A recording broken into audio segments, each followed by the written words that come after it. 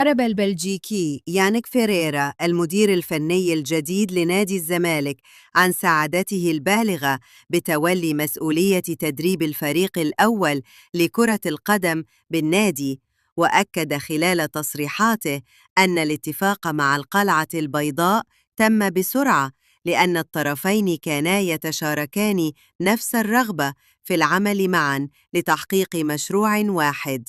كل شيء تم بسرعة كبيرة لأنني كنت أريد تدريب الزمالك وهم كذلك كانوا يرغبون في العمل معي، فالمفاوضات كانت سلسة ومباشرة. وأضاف: الزمالك نادي عظيم ويعتبر من أفضل الأندية في مصر، وقرأت أنه نادي القرن العشرين، وهدفنا الآن أن نجعله الأفضل في القرن ال21.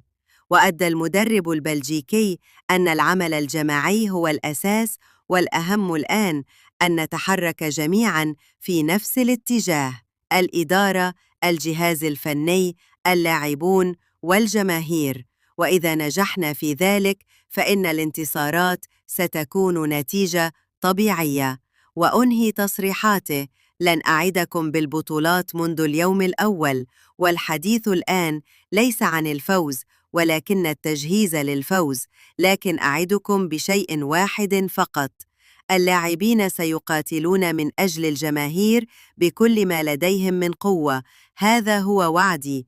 إدارة نادي الزمالك تسعى لحسم صفقة ضم محمود صابر من بيراميدز، حيث جرت مفاوضات شفوية بين الطرفين، لكنها لم تتحول إلى صيغة رسمية حتى الآن.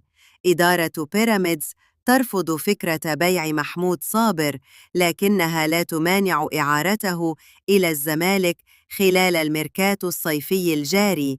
وكان نادي بيراميدز رفض أيضاً عرضاً من الزمالك لضم محمود عبد الحفيظ زلاكا بسبب تمسكه ببقائه ضمن صفوف الفريق في الموسم المقبل.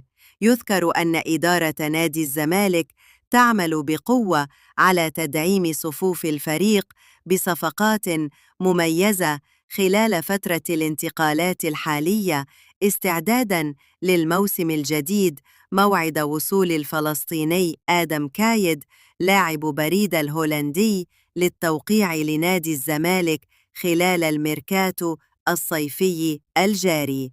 آدم كايد يصل القاهرة الأحد المقبل للتوقيع للزمالك من داخل نادي البنك الأهلي.